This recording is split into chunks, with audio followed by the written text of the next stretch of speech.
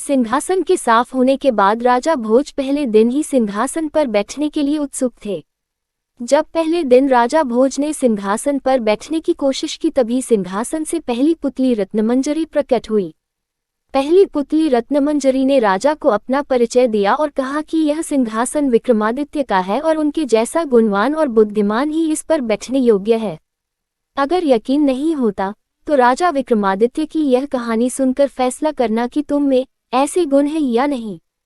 इतना कहने के बाद पहली पुतली रत्नमंजरी ने राजा भोज को कहानी सुनाना शुरू किया। एक बार की बात है, अम्बावती नाम का एक राज्य था। वहां के राजा धर्मसेन ने 4 वर्णों की स्त्रियों से 4 शादियां की थीं।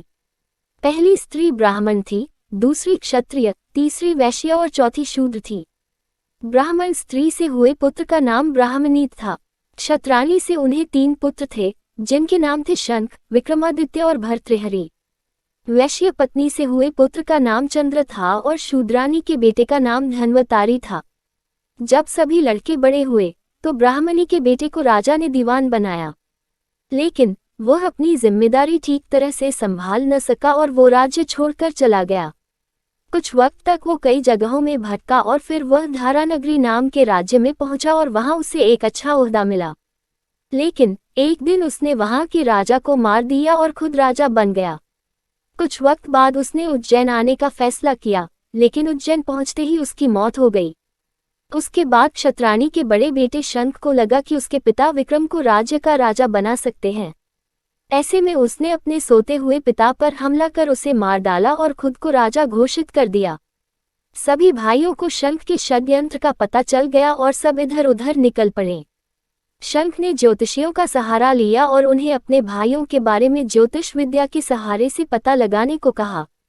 ज्योतिषियों ने बताया कि विक्रम को छोड़कर उनके सभी भाई जंगली जानवरों का शिकार बन गए थे। विक्रम अब बहुत ज्ञानी हो चुका है और आगे चलकर बहुत बड़ा सम्राट बनेगा। यह सुनकर शंख को बहुत चिंता होने लगी और उसने विक्रम को मारने की योजना बनाई। शंख के मंत्रियों ने विक्रम को ढूंढ निकाला और शंख को इसकी जानकारी दी। शंख ने एक तांत्रिक के साथ विक्रम को मारने की योजना बनाई। उसने तांत्रिक से कहा कि वो विक्रम को काली की आराधना की बात बताए और उसे सिर झुकाकर काली की पूजा करने को कहे। जैसे ही विक्रम गर्दन झुकाएगा तो वो उसकी गर्दन काट देगा। तांत्रिक विक्रम के पास गया और उसने शंख के कहे अनुसार विक्रम को काली की आराधना के लिए सिर झुकाने को कहा। शंख भी वहीं छिपा बैठा था। विक्रम ने खतरा महसूस कर लिया था। उसने तांत्रिक को सिर झुकाने की विधि बताने को कहा और तांत्रिक जैसे ही झुका शंख ने उसे विक्रम समझकर उसकी गर्दन काट दी।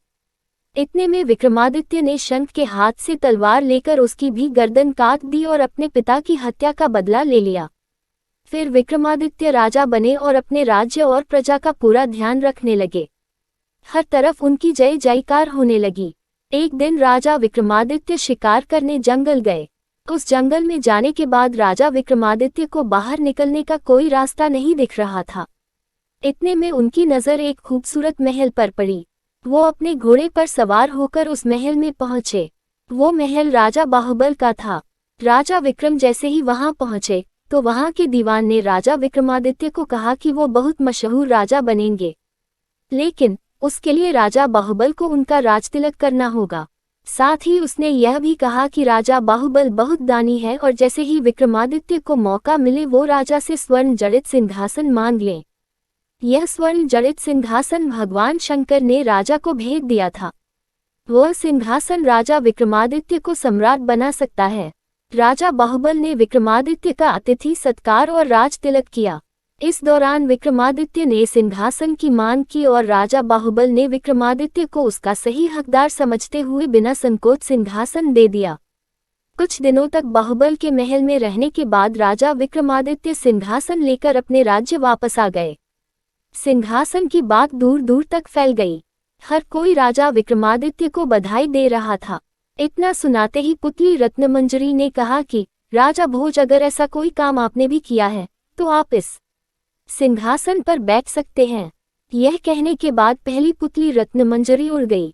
यह सुनकर राजा भोज ने उस दिन सिंहासन पर बैठने का फैसला टाल दिया और सोचा कि अगले दिन आऊंगा और सिंहासन पर बैठूंगा। कहानी से सीख। इस कहानी से यही सीख मिलती है कि कभी लालच नहीं करना चाहिए और दूसरों का बुरा नहीं सोचना चाहिए। जो दूसरों का बुरा चाहते हैं उनके साथ कभी अच्छा नहीं होता है। अगली कहानी के लिए चैनल सब्सक्राइब कर लीजिए, साथ ही नोटिफिकेशन बेल आइकॉन क्लिक करना न भूलें।